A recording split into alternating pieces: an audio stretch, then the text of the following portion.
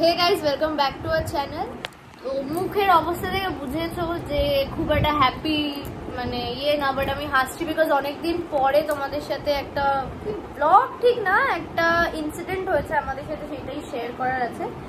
তো প্রথম কথা তোমরা ওকে দেখে শক হয়ে যাবে বিকজ ওর পুরো লুক চেঞ্জ হয়ে গেছে, আর পুরো ওর মানে বাবার কপি লাগছে ওকে দেখতে। মনে হচ্ছে বাবা ফটো থেকে বেরিয়ে গেছে, মানে সামনে এসে গেছে এরকম, মানে আমি রাত্রে দেখলে আঁকতে দেবো এরকম একটা ব্যাপার। তো যাই হোক, তোমাদের আগে দেখাচ্ছি যে ওকে কেমন লাগছে আর তারপরে কি হয়েছে সেটাও বলছি। ও দেখে নাও, পুরো ওর বাবা লাগছে। তোমরা যদি এখানে স্ক্রিনেই দেখতে পারবে, এখানটা আমি দিচ্ছি বাবার ছবি, আর ও কতটা সিমিলার, মানে জিন্স এত ম্যাচ করে। মানে স্পেশালি আমি দেখেছি আজকালকার তো হয় সব বাবার মতো দেখতে বাচ্চারা পেদা হয় বেশি। তো এই যে ও পুরো লুকটা চেঞ্জ করেছে। আর তোর সাথে কি হয়েছে সেটা কি দেখাবো? মুখটা দেখে তো বুঝতেই পারছি। দেখাবো,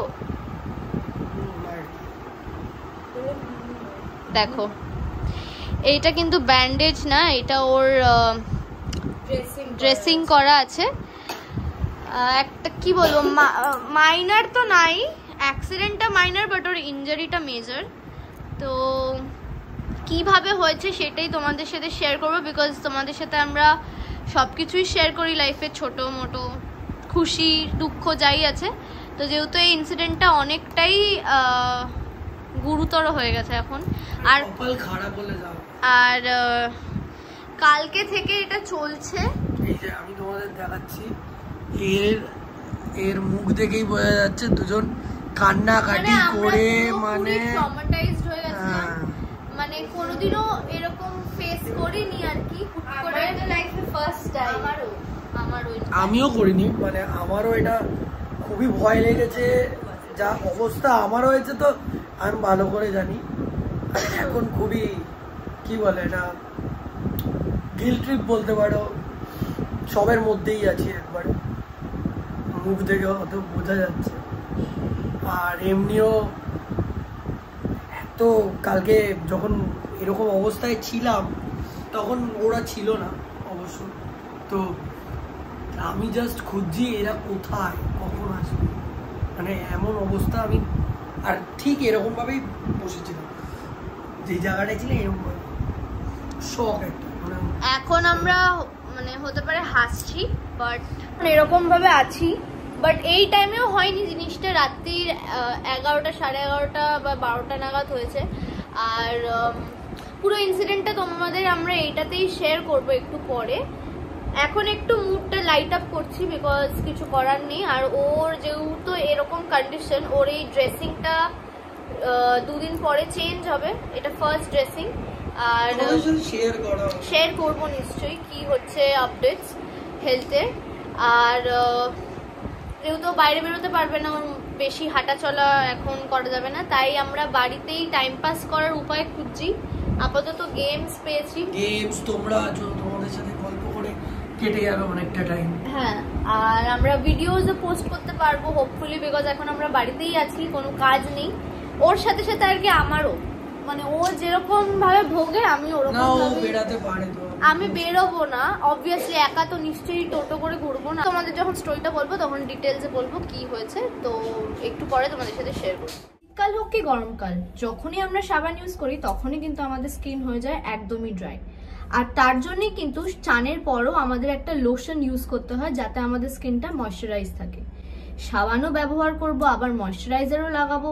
এই দুটো স্টেপস করতে করতে কিন্তু প্রচন্ড লেজি লাগে, আর এই প্রসেসটাই হচ্ছে পুরোপুরি টাইম কনজিউমিং। তাই আমি কিন্তু ইউজ করি এই মামা আর্থের ময়শ্চারাইজিং লোশন সোপটা, যেটা কিন্তু পারফেক্ট 2-in-1 সলিউশন। এটা হচ্ছে সোপও আর তার সাথে সাথে লোশনও। কিভাবে আমি সেটা তোমাদের বলছি। এই সোপটা ইউজ করলে তোমরা কিন্তু তোমাদের স্কিনটাকে ভালোভাবে ক্লেন্সও করতে পারবে, আর তার সাথে সাথে যেহেতু এটার নামই লোশন বুঝতেই পারছো, এর মধ্যে কিন্তু লোশনের বেনিফিটসও পেয়ে যাবে। তার মানে তোমাদের স্কিনটা প্রপারলি ক্লেন্সও হবে আর তার সাথে সাথে পারফেক্টলি ময়শ্চারাইজডও থাকবে। এই ভিটামিন সি ময়শ্চারাইজিং লোশন সোপটাতে কিন্তু আছে ভিটামিন সি এর গুডনেস, যেটা আমাদের স্কিনকে ইলুমিনেট করে, which gives our skin the natural glow, makes it smooth, shinier, healthier and moisturized. মামাআর্থের ভিটামিন সি ময়শ্চারাইজিং লোশন সোপটা কিন্তু তোমাদের স্কিনকে পারফেক্টলি ক্লেন্সও করবে, তার সাথে ময়শ্চারাইজডও রাখবে বিকজ অফ দ্য লোশন। আর এর মধ্যে আছে ভিটামিন সি এর ন্যাচারাল গুডনেস, যেটা তোমাদের স্কিনকে গ্লোয়িংও রাখবে। এই সোপটা হচ্ছে মেড সেফ সার্টিফাইড, আর এটা রিচ লেদারও আছে, তার সাথে ফ্রেগ্রেন্সটাও খুবই ন্যাচারাল। তার সাথে সাথে এটা কিন্তু ডার্মাটোলজিক্যালি টেস্টেডও, তাই এটা কোনোই তোমাদের স্কিনে প্রবলেম ক্রিয়েট করবে না। আর উপটান ময়শ্চারাইজিং লোশন সোপে কিন্তু আছে উপটানের গুডনেস, যেটা তোমাদের স্কিনকে জেন্টলি এক্সফোলিয়েট করে ডিট্যানও করবে। মামাআর্থ হচ্ছে একটা ইন্ডিয়ান ব্র্যান্ড যেটার products are free from harmful chemicals and all natural. Every time we buy from Mamaearth, they link are order on their website to a tree which they plant. By 2025, Mamaearth is aiming to plant 1 million trees as a part of this initiative. Mamaearth product তোমরা যেরকম জানোই যে Amazon, Flipkart, Nykaa, Purple এরকম জাতীয় ওয়েবসাইটসে available. এখন কিন্তু Mamaearth প্রোডাক্টসও available হচ্ছে তোমাদের নিয়ারবাই স্টোরসে। তো তোমরা কোন স্টোর থেকে কেনো সেটা কিন্তু নিচে কমেন্ট করতে ভুলবে না। আর তার সাথে সাথে তোমরা যদি আমার কুপন কোড show 2024 ইউজ করো, তাহলে কিন্তু পেয়ে যাবে 20% extra discount on Mamaearth app and website. তোমরা যদি এই সোপটা ইউজ করে দেখো, তাহলে তোমাদের এক্সট্রা করে কোনো লোশনই লাগবে না তোমাদের স্কিনকে ময়শ্চারাইজ রাখতে। ডেফিনেটলি এই সোপটা ট্রাই করো, আর এটার purchase link will be in the description. Good morning. তো এটা পরের দিন সকালবেলা, হয়তো সেম লাইটিং সেম পজিশনে দেখছো, বাট এটা সকালবেলায়। আমরা এখনো ব্যালকনির দরজাগুলো খুলিনি, খুলবো। ওই এখন বাজে হচ্ছে 11টা কত। ওর জন্য এখন আমি সকালবেলা ব্রেকফাস্ট বানিয়েছি, তারপরে ওকে খেতে দিয়েছি। আর ব্রেকফাস্টে বানিয়েছি হচ্ছে চিড়ে, একটু ওই চিড়ের যেটা পোহা বলে ওইটা বানিয়েছি ওই ঘি দিয়ে। আমার মা বলেছিল ঘিতে চিড়েটা ভাজলে ঘা যে কোনো তাড়াতাড়ি ভরে, তো মানে খেলে আর কি।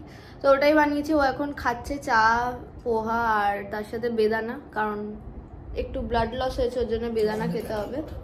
তো এখন আমিও ওইটাই ব্রেকফাস্ট খাবো, কিন্তু এখন তোমাদের আগে ওকেও দেখাই।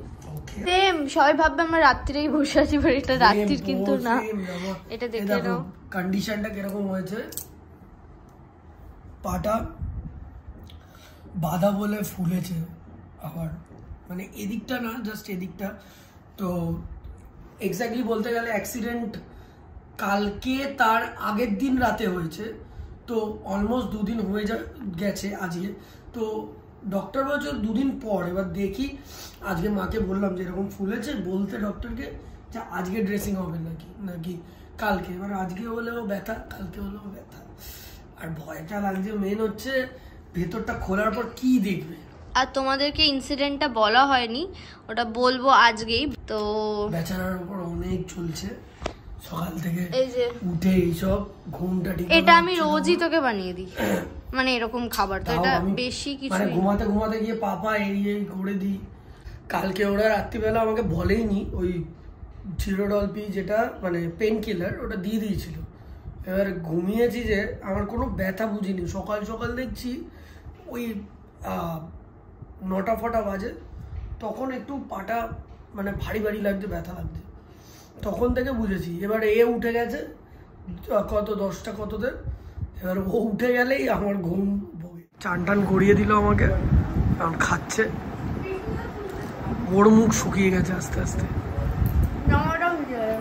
এত খাটনি করতে করতে শুকিয়ে গেছে বেচারা। আমি ঠিক হয়ে যাই, তারপর আবার বেশি বেশি খাবার খাইয়ে মোটা করতে হবে।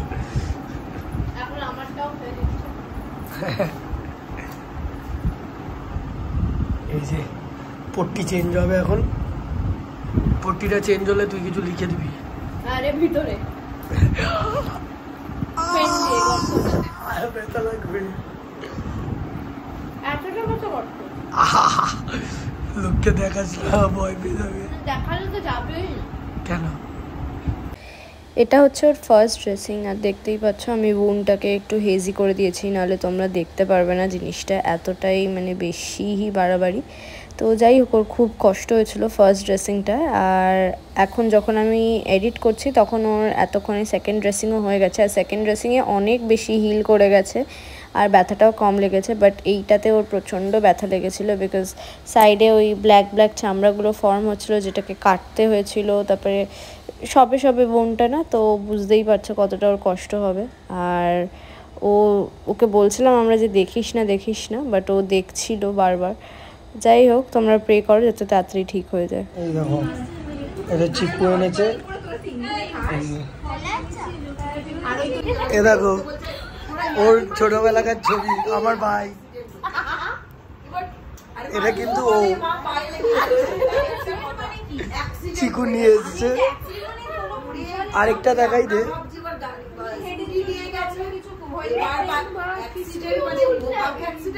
দেখো, আর এটা হচ্ছে স্কুলের। তো এখন বসে বসে আমরা খেলছি হচ্ছে লুডো, 5 জন মিলে। 5 জন 6 জন মিলে একটা গেম।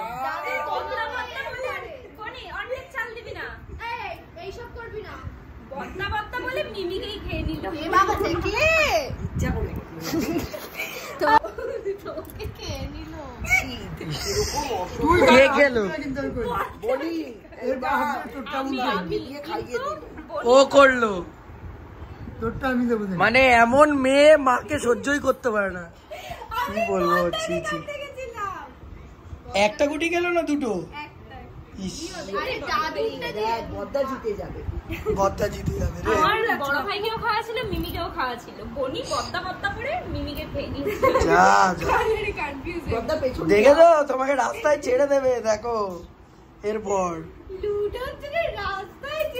এটাই বোঝা যায় তোমাকে বাঁচাবে না ও।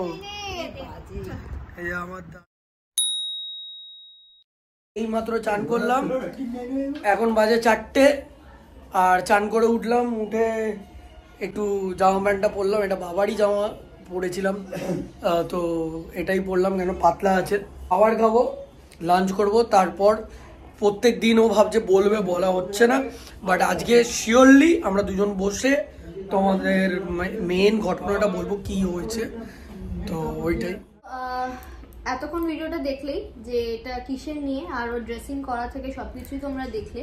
তো এখন কিভাবে জিনিসটা হয়েছিল সেটা তোমাদের জানাবো।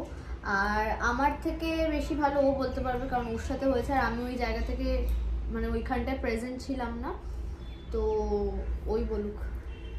তো বিষয়টা মেন হচ্ছে মানে সানডে রাতে আমরা সবাই মিলে একটা গেট টুগেদার প্ল্যান করা হয়েছে। বন্ধুরা এসছে, আমারও দীপ যে বন্ধুটা সে এসছে, বিট্টু এসছে, আফ্রিদি এসছে, প্রত্যুষা এসছে, দীপের গার্লফ্রেন্ড এসছে। তো সবাই মিলে আমরা গল্প করছিলাম। তো বেশ ভালোই চলছিল রাত্রিবেলা। এবার হঠাৎ মানে প্রায় 11টা বাজে, তখন মানে আফ্রিদিদের আমরা নিচে যে সি অফ করতে গেছি, তারপর মানে একটু ওই হয় না বাড়াবাড়ি, যে আমরা একটু ঘুরছিলাম রাস্তায়। তো আমি অনেকবার বলেছে চলে আয় ওপরে, কেন আমরা একা আছি, মানে ও আর রাখি ছিল ঘরে। তো বলছিল আমরা একা আছি কেন, তুই বাইরে ঘুরছিস, চলে আড্ডা মেরে কি লাভ। এবার ওই একটা হয় যেই দিন তোমার কপালে কিছু থাকবে সেই দিন হবেই। আর প্লাস বউয়ের কথা শুনলে তো বাধ্য হয়ে যাবে না, তখন তো প্রেস্টিজে লেগে যাবে বন্ধুদের সামনে। হ্যাঁ, হয়তো মেয়েরা বুঝতে পারে যে কিছু হওয়া থাকবে। তো অনেকবার আমাকে মানে ডাকার চেষ্টা করেছে। ইনফ্যাক্ট আমার এতই ওর উপর রাগ হচ্ছিল, বিকজ এক তো রাখি বলে যে মেয়েটা আছে মানে দীপের গার্লফ্রেন্ড, ও বাড়ি ফিরবে, ওর বাড়ি অনেকটাই দূর। জায়গাটার নাম কি জানো? কালীঘাট। তো ও রাত হয়ে যাচ্ছে, একা বাড়ি ফিরবে মোটো করে, তো ওইটা একটা রিস্ক। তার উপরে কি মানে হয়তো ফিল না করেও বাট হয় না একটা ইনটিউশন কাজ করে, ওকে বলছিলাম তাড়াতাড়ি চলে আয়, আর ও আসছিল না, উল্টে আমার সাথে মিসবিহেভও করেছে। যাই হোক, সেটা আলাদাই বিষয়, আলাদা টপিক। কিন্তু মানে ওটার জন্য আমি না মুখের উপর জাস্ট বলে দিয়েছি যে তুই কি বেশি আমার উপর কন্ট্রোল দেখাচ্ছিস। আর তারপরে আমি ফোন অ্যাকচুয়ালি আর উঠাচ্ছিলাম না, বারবার ফোন করে একই কথা বলে যাচ্ছিল, তুই এই শুনে রাখ, আমি আর আসবো না, এই না ওই না হেন কেন, ঠিক আছে।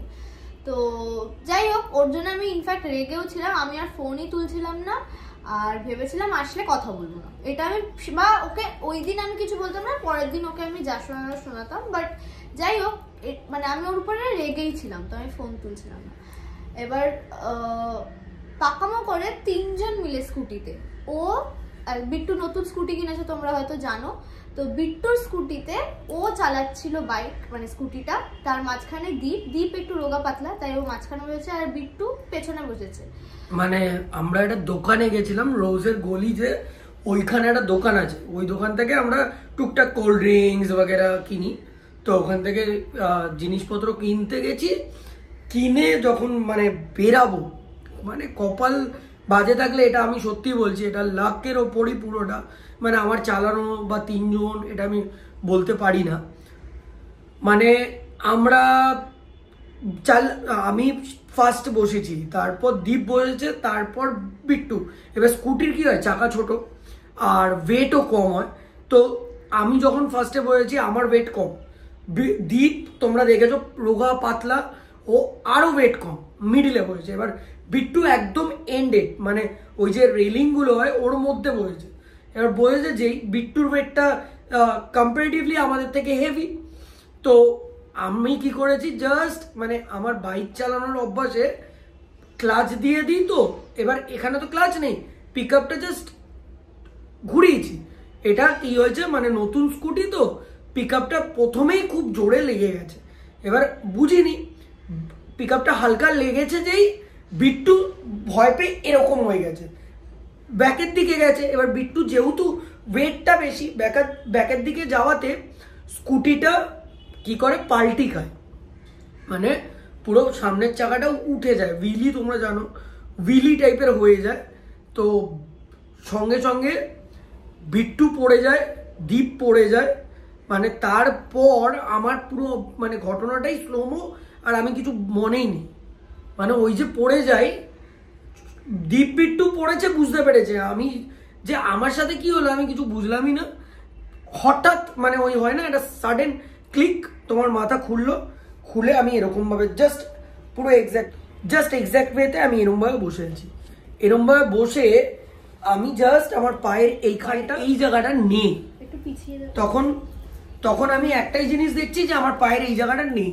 এরকম ভাবে বসে আমি দেখছি জাস্ট ওই ফ্যাটটা হয় না পায়ের, ওটা দেখতে পাচ্ছি, ভেতরে রক্ত বেড়াচ্ছে, এরকম ভাবে বসে আছি, মানে বুঝতে পারছি না আমি কি করব। আর ওই টাইমটা জাস্ট আমার মাথায় খালি মানে 3টে জিনিস ঘুরছে, যে ওকে, মাকে, বোনকে তাড়াতাড়ি নিয়ে আসো আমার সামনে, তাহলে হয়তো আমি ঠিক হবো, না হলে আমি পারছি, খুব একটা রক্ত মানে দেখতে পারি না।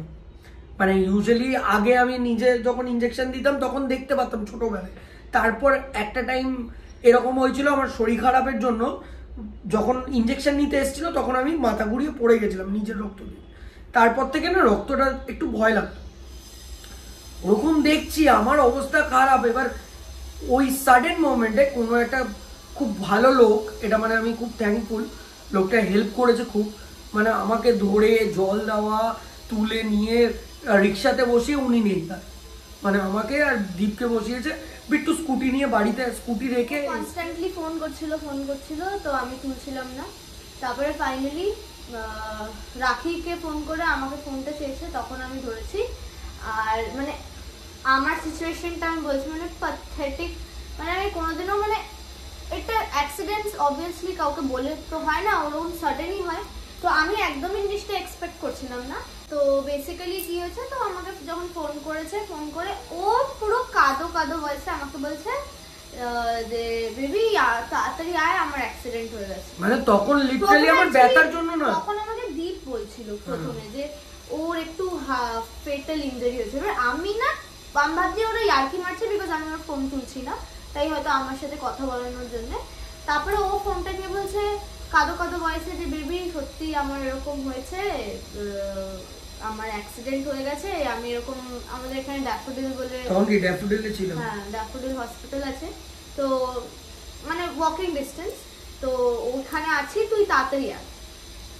তো ওই পয়েন্টে রীতিমতো আমি জানি না ও কিভাবে রিয়াক্ট করবে, কে কিভাবে রিয়াক্ট করবে আমি জানি না, বাট আমি অ্যাজ আ পার্সন, মানে আমি ক্লোজড ওয়ান্সদের কিছু হলে মাথা কাজ করে না, মানে এটা লোকে অনেকেই ভাবতে পারে যে ভাই কেঁদে যাচ্ছে কেন, এর কি এইরকম সিচুয়েশনে কি কেউ কাঁদে, কাঁদছিস কেন, কাঁদলে কি হবে, এটা মানে আমি সামহাও ওরকম ভাবে যেরকম মানে জিনিসটাকে হ্যান্ডেল করি, আমার মাথা কাজ করে না ওই পয়েন্ট। ও আমার মা বলছিল পরে যে জামা প্যান্ট পরতে পারছে না, এত কাঁপছে আর কাঁপছে। আমি তো যখন নোটে শুনেছি আমি তো বিশ্বাসই করতে পারছি না, আমি মাকে ফোন দিয়ে দিয়েছি, কারণ আমার ওই টাইমে আমার মনে হচ্ছে আমি জানি না কি করবো। আমি জানি মাকে দিলে মা তাও হ্যান্ডেল করতে পারবে, আমি জানি বুঝতে পারছি না কি করবো। আর আমার মা সেই দিন তাও অনেক স্ট্রংলি বিহেভ করেছে, এমনি ওরা জানে কিরকম উইক হয়ে যায়। তো আমি তো ভেবেছিলাম মা শুনলে কি করবে, বাট ওই পয়েন্টে বলছি মাকে ছাড়া তো কাকে আমি বলবো।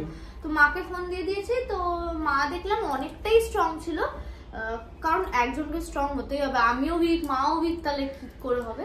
তো আমি তো থরথর করে কাঁপছি, ঠিক আছে, হাত পা কাঁপছে অলরেডি, মানে কান্না তো স্টার্ট হয়ে গেছে। আর মা অ্যাকচুয়ালি জামা চেঞ্জই করেনি, মা বাড়িতে যেরকম জানি নাইটি পরে। যে এই কথাগুলো বলছে জাস্ট তোমাদের ক্যামেরার সামনে, তাও মানে আমার গিল্টি ফিল এত হচ্ছে যে এইগুলো শুনেই। অ্যাকচুয়ালি ওর গিল্টি ফিলটা হওয়া উচিত, সো দ্যাট ও নেক্সট মানে যাতে আমরা কোনোদিনও ইচ্ছা আমি করে, না স্পেশালি দিস টাইম এটা তো আমি মেক শিওর করেছি যে ও গিল্ট ফিল করুক, আদারওয়াইজ এই জিনিসটা মানে অনেক ব্যাপার আছে, তোমাদেরকে অত ডিটেইলসে আমি তো বলতে পারবো না। এন্ড ইভেন একটা ব্যাপার কি, আমার কিছু হয়ে গেলে এটা সত্যি কথা, বাড়িটায় অনেক প্রবলেম এসে যাবে, কেন আমি একা ছেলে বাড়ির মধ্যে, আর কেউ নেই বলতে গেলে যে এদের তিনজনকে দেখা বা কিছু। তো ওরকম হাত পা কাঁপছে, আর জামা পরতে হবে আমাকে, বিকজ আমি নাইটি পরেছিলাম ওই পয়েন্টে। মানে ওই পয়েন্টে দাঁড়িয়ে আমার ব্যথা ফ্যাথা যত যাওয়া হচ্ছে সেটা না, ওকে আর বোনকে দেখে না আমার এত কান্না পাচ্ছে।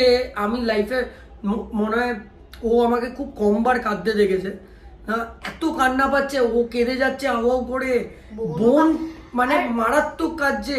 আমি লাস্টে রীতিমতন নিজেকে স্ট্রং করে আমি ওদের বলছি, আরে কিচ্ছু হয়নি, তুই যা, এটা ঠিক করে দেবে, করুক না, এটা ঠিক হবে।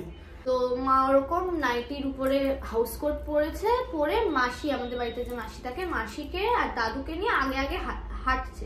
আর সত্যি কথা বলতে আমি চলতেই পারছি না, আমি বুঝতেই পারছি না যে কি হচ্ছে, এটা কি হয়ে গেল। আমি শুধু একটাই কথা ভেবেছি, আমি গিয়ে কি দেখবো, অ্যাক্সিডেন্ট হয়েছে মানে কি। তো এইসব শুনে আমার সত্যি আবার গিল্টি হোক হোক হোক। তো আমি তখন ভাবছি যে মানে ফোনে বলছেও না পুরোটা, বলছি কি হয়েছে, কোথায় লেগেছে, আদেও কেটেছে ভেঙেছে, বলছে তুই তাড়াতাড়ি ও আমাকে বলেছে তুই তাড়াতাড়ি। আর আমি ফোন তুলতে পারছি না, বনি বলছে বৌমনি হাঁটতে পারছে না, ও আসছে আমরা আসছি, ও কিছুতেই বুঝতে পারছে। তারপরে ওকে যতবারই বলা হচ্ছে যে আমি ফোন তুলতে পারছি না, ও বিশ্বাসই, ও ভাবছে যে আমি মানে না আমার ওই টাইমে কি লাগছে আমি বুঝতে পারছি না। মানে আমার খালি লাগছে ও চলে আসলে মানে আমার জীবন বেঁচে যাবে, বা আমি হয়তো থাকবো না, এরকম জাস্ট আমার একটা টাইম ফিল হয়েছে। মানে ওটা দেখার পর মানে একটু সেন্সলেস হওয়ার চান্স হয়ে গেছিল আই গেস, কারণ লোকটা ধরতে গেছে, আমি এরকম পুরো বডিটা ছেড়ে ফেলেছি। হঠাৎ আমার মাথায় আসলো যে ওরা তিনজন এসে দেখলে পাগল হয়ে যাবে এটা, আবার কিছু করে এরকম করে উঠে আমি বলছি হ্যাঁ দাদা আমি যেতে পারবো, মানে যতটা স্ট্রং থাকা যায় ওরকম করে ড্যাফোডিল অবধি গেছি আমি। ওরা আগে হাঁটছে, আমাকে এক হাতে রাখি এরকম ভাবে, আর বনি এক হাতে ধরেছে, আর আমি রীতিমতো বলছি মানে সারা রাস্তা তো অবভিয়াসলি কাঁদতে গেছি, বাট আমার সামহাও মনে হচ্ছে আমার পা চলছে না। আমি যত হসপিটালের দিকে এগিয়ে যাচ্ছে আমার মনে হচ্ছে আমি গিয়ে কি দেখবো, আমি জানি না ও আমাকে এই সিচুয়েশনে ফেলে মানে সিচুয়েশনটাকে ইমাজিন করাচ্ছিল, বাট আমি ইমাজিনই করতে পারছিলাম না। তো এটা অ্যাকচুয়ালি যারা ফ্যামিলিতে থাকে তারা জানে যে তাদের ওইটা কতটা, মানে কেউ কাউকে এত, আর আমি বলো বা যারাই ওকে ভালোবাসে সবাই চেষ্টা করে যে সবাই মানে নিজেদের লাভড ওয়ান্স কে মানে রীতিমতন। ওর মা এসছে, ওর মাকে দেখলে তোমরা ভয় পেয়ে যেতে, কাঁপছে, হাতে প্রবলেম, আমার মায়ের হাতে এখন প্রচন্ড প্রবলেম চলছে, মানে রাইট হ্যান্ডে স্পেশালি, মানে নার্ভের থেকে প্রবলেম। কালকে আই গেস আমি একটু ক্লিপ নিয়েছি, তোমরা দেখতে পারো, ঝিঝি ধরে যাচ্ছে, আর মা মানে এরকম এইটা লাস্ট তুলতে পারছে, মানে খেতে হলে এরকম চুল বাঁধতে পারছে না, রান্না করছে ওই হাত নিয়ে। তো মায়েরও একটু প্রবলেম চলছে। তো মা তো কাঁদতে এসছে, আমার বাবা রমি সবাই এসছে। এটা পরে ইনসিডেন্টটা। তো আমি কি দেখছি হুইল চেয়ারে বসে আছে, আমি তো বাস হয়ে গেছে, মানে ব্রেকডাউন করে গেছি, বনি কাঁদছে আমি কাঁদছি। মা একটু তাও স্ট্রং ছিল। তো ওখানে ড্যাফোডিলে বলেছিল যে আইএলএস এ অ্যাপয়েন্টমেন্ট করে দিচ্ছি, ফটাফট চলে যেতে এমার্জেন্সিতে। তো আমরা গেছিলাম আইএলএস এ যাওয়ার পরে ওকে তো যখন আমি আইএলএস এ ওর ইনজুরিটা দেখেছিলাম, আর মানে আর আইএলএস এর ব্যাপারেও কিছু বলবো। আইএলএস এ আমি ওকে নিয়ে দুবার এমার্জেন্সিতে গেছি। রাত্রিবেলা একবার হয়েছিল ওর পায়ে মোচ এসে গেছিল, পড়ে গেছিল সিঁড়ি থেকে, তখন গেছিলাম আমি, ও আর বিট্টু। তখনও ওদের এমার্জেন্সি মানে আইএলএস সল্টলেক এটা, ঠিক আছে, মানে এমার্জেন্সি অত মানে এক্সপার্টিস ওদের নেই, মানে ওরা খুব ওরাও নিজেরা আই থিংক মানে এরকম সিচুয়েশনে আমি বলবো আইএলএস না গিয়ে তোমরা আরজি কর যাও। আরজি করের এমার্জেন্সি ফার বেটার, তোমাদের ফাটাফাট কাজ করে ঠিক করে দেবে, কিন্তু আইএলএস এ তোমার পরের দিন লাগবেই। যখন আমরা ওর পা মোচকানোর সময় গেছিলাম তাও ইট ওয়াজ আ বেটার এক্সপিরিয়েন্স। এই টাইমটাতে যখন গেছি তখন ওরা তো ফার্স্টে ইনজুরিটা দেখলো, আর ও প্রচন্ড ভয় পাচ্ছিল যে স্টিচ, আমরা তো ভাবলাম স্টিচই করতে হবে বিকজ মাংসটা নেই, মানে মাংস থাকলে স্টিচ করা যায়। মানে আমার মাংসটা কোথাও আমরা পরে 100-150 পিসটা কেউ খেয়ে নিয়েছে, মানে কাবাবের একটা সাইজের পিস কোথাও পড়ে গেছে, আমরা এইসব ইয়ার্কি মারছিলাম অনেক পরে। বাট ওই টাইমে আমাদের মানে যা হচ্ছিল, তো ওইখানে তখন আর কি সবাই এসে গেছিল, মানে দিদি ভাই, অরূপদা, আমার বাবা মা, তো ফ্রেন্ডসরাও ছিল। আর ওর তখন এই ইনজুরিটা দেখে বললো যে, আমাকে বললো যে এখানে তো স্টিচ হবেই না, মানে এই এমার্জেন্সি ওয়ার্ডে স্টিচ ওর এখানে হবেই না, আর এখানে স্টিচ করাই যাবে না। আমাকে বলছে দেখুন ম্যাম, হাড় দেখা যাচ্ছে, মাসেলস দেখা যাচ্ছে, টেন্ডনস দেখা যাচ্ছে, হাড় দেখা যাচ্ছে। আর আমি না তখন হোয়াইট কালারের কিছু ছিল, চর্বি, হ্যাঁ, তো ওইটা বা ফ্যাট, ওইটা আমি বলছিলাম পাকিয়ে খেয়ে নি, আমি ভাবছি ওটা হাড্ডি। আর তারপরে যখন বলেছে যে ওটা স্টিচ হবে না, আমরা এই ছবিটা তুলে প্লাস্টিক সার্জনকে পাঠিয়েছি, তখন আমার মাথা কাজ করছে না। প্লাস্টিক সার্জন মানে এটা শুনে আমার অবস্থা খারাপ, মানে ইদার ওরা থাই থেকে মাংস নিয়ে লাগায় বা অপারেট, ওটা একদম মানে মেজর অপারেশন হয়ে যায়। তো আমি ওটা শুনে তো ঘাবড়ে গেছি। তারপরে ওরা বলছে যে আপনারা একটা কাজ করুন, আজকে অ্যাডমিট করে দিন, কালকে অপারেট হবে, কালকে ডক্টর আসবে, তারপর 3টের সময় দুপুর। তো ও তো অ্যাডমিট হবেই না, অ্যাডমিট হলেও আমাকে থাকতে হবে, ও একা কোথাও, মানে ও ইনজেকশনই প্রচন্ড ভয় পায়, তো এগুলো তো ভাবতেই পারে না যে ও স্যালাইন চলবে, ও অ্যাডমিট হবে, এসবও ভাবতেই পারে না। বাট থ্যাঙ্কফুলি এগুলো কিছু হয়নি। তো আমরা হনুমানজি, ভোলেনাথ, রামজি, সবাই মানে সব ঠাকুর, মা লক্ষ্মী, ও মা, বোন, সবার মানে প্রে খুব ভালোভাবে শুনেছে, যে আমি খুব মানে থ্যাঙ্কফুল তাদের কাছে যে আমার কিছু করতেই হয়নি। একটা ইনজেকশন সঙ্গে সঙ্গে তখন দিল, ড্রেসিং করলো। বাট এইটা সত্যি কথা, ওই টাইমে আমি কিছু ফিলই করিনি ড্রেসিং করেছে। কালকে রাদার দেন তোমরা দেখেছো যখন মানে ও পুরো ক্রিপটা নিয়েছিলিস একটু, যে আমার লাগছিল, মানে তোমরা দেখতে পারবে, আমার মনে হয় একটু আছে, যে কালকে আমার অনেকটা লেগেছে, মানে যখন ড্রেসিংটা করছে, কাটছে, সাইডের যে কি বলে স্কিন গুলো আছে ব্ল্যাক ব্ল্যাক যেগুলো হয়ে যাচ্ছে, ওটা কেটে ফেলছে, মানে খুব ব্যথা লেগেছে আমার কালকে। তো বাট আমি এরকম ভাবে ধরেছিলাম ওকে, আমি ভাবছি আবার ওর না লেগে যায়। তো বেসিক্যালি ওই টাইমে তখন ওর ড্রেসিং করি, আমরা বাড়ি নিয়ে আসলাম। বাড়ি ওর যেহেতু 4তলা, এখানে তো 4তলা উঠতে হবে না, আমার বাড়ি গেছিলাম। আমাদের একটা পার্সোনাল ডক্টর আছে, মানে আমরা এখানে, হ্যাঁ, নামটা তো দিয়েই দেবো, মানে ওনাকেও খুব থ্যাঙ্কফুল আমরা সব কিছুতে, আমরা ওনাকে দেখাই। তো ফ্যামিলি ডক্টরটার নাম বলে ওকে বলছি এমকে শাহকে দেখাবো, আমি কাউকে দেখাবো না, আমাকে ঠিক করে দেবে। তো ওকে আমরা আমাদের বাড়িতে নিয়ে যাই, আর সেখানে ডিনার ফিনার করে ওষুধ কেনা হয়েছিল মাঝখানে, ওষুধ খেলো। তারপরে রাত্রিরে আমার ওর একটা হ্যাবিট আছে, শুয়ে পড়েছি, ও আমার গায়ে পা দিয়ে শুয়ে, ঠিক আছে, ওর একটা হ্যাবিট ছোটবেলা থেকেই, মাকেও করতো, তো ও গায়ে পা দিয়ে শুয়ে, ঠিক আছে। তো মানে আমি একটু মামাস বয় ছিলাম, তারপর ওয়াইফিস বয়, ক্রিঞ্জ করো না, বাট কথাটা তো ঠিক, ঠিক আছে। তো এবার ও কি করে, ও পাটা এরকম করে পায়ের উপরে রেখে শোয়, আমি পাটা রাখি না, ওর পাটা আমার পায়ের উপরে থাকে। বাট আমার ভয় লাগছে যে ঘুমের ঘরে বাই চান্স যদি আমি আমার পায়ে হার্ট করে দিই বা কিছু, আমি পুরো স্টিফ হয়ে এরকম ভাবে শুয়েছিলাম সারা রাত, আর ও আমার পায়ে পা দিয়ে শুয়েছিল। কিন্তু ওর রাত্রিবেলা থেকে শুরু হয় ব্যথা, আর হঠাৎ মানে আই গেস 3টে 3:30 বাজে, তখন থেকে মানে আলাদা লেভেল ব্যথা চালু। আমি ওকে 2-3 বার বলেছি খুব ব্যথা হচ্ছে, পেন কিলারটা দিয়ে দে।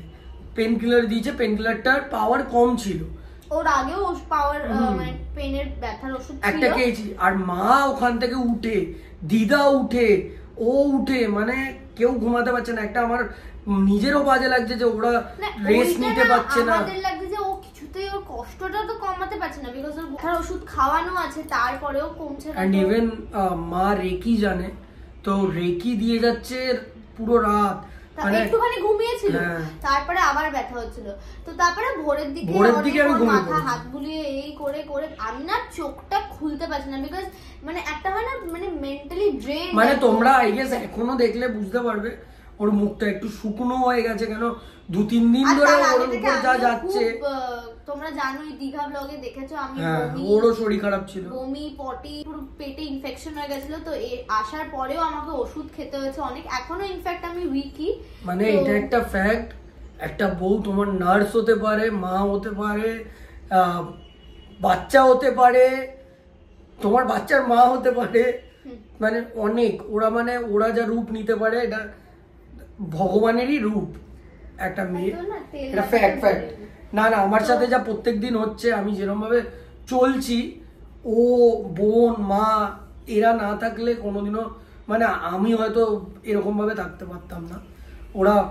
ও তো স্পেশালি মানে আমার খাওয়া থেকে চালু করে ওষুধ, চান, সবটাও, ইভেন ও নাটা হয়ে যাচ্ছে আস্তে আস্তে, ওর উপর এরকম ভাবে ভর দিয়ে দিয়ে চলছে।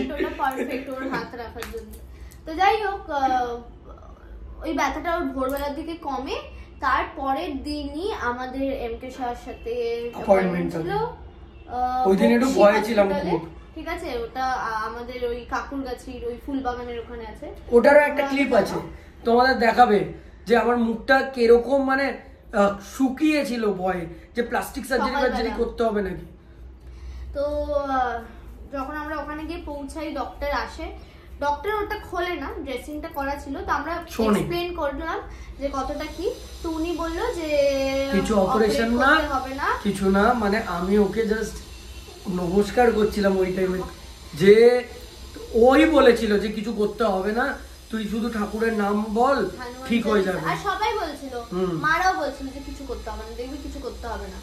আর হনুমান চালিসা পড়ে গেছি আমরা, সত্যি কথা এটা খুব, আমি তো বিশ্বাস করি, ও বিশ্বাস করে, সবাই জানে যে হনুমানজি অনেক, আমি হনুমানজি বাবা সবাইকে ডেকেছি, আমি বলছি যাতে আর এই জায়গাটা আমাকে আর করো না।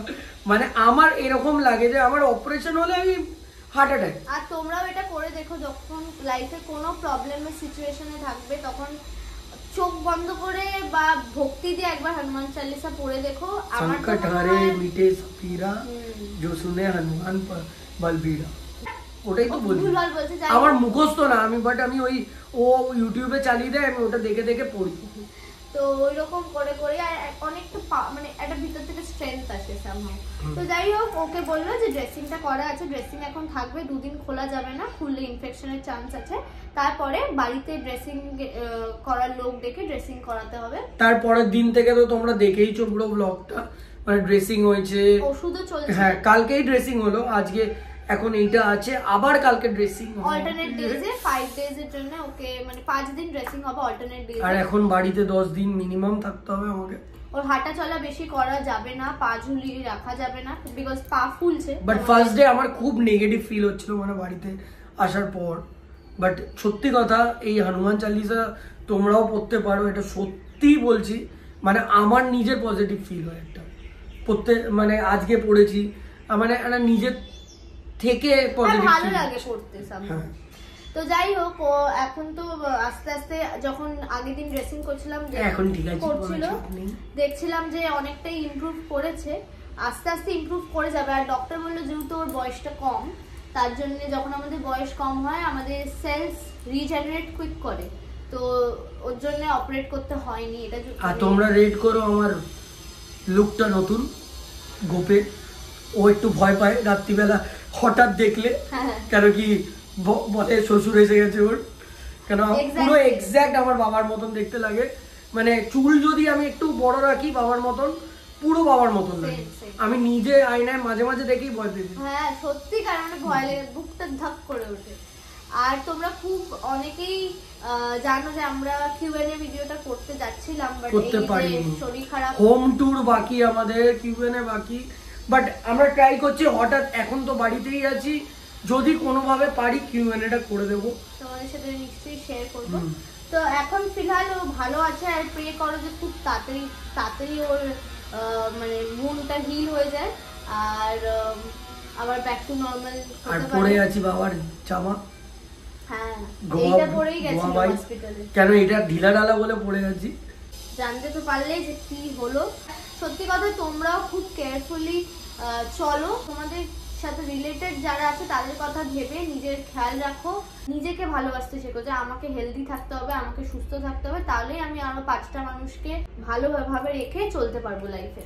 তো এটাই ছিল ওর এটার ইনসিডেন্টটা। সোয়েলিং হচ্ছে আসলে, নিচটা বাঁধা তো।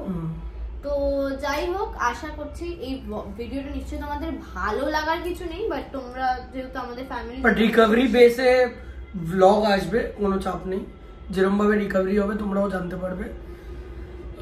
তো এইটা তো এইটুকুই ছিল। যদি তোমাদের কিছু ভালো লাগে তাহলে লাইক করো, কমেন্ট করো, সাবস্ক্রাইব করো। তো এতটাই। তোমরা সেফ থাকো, ভালো থাকো, সুস্থ থাকো। Tata, by.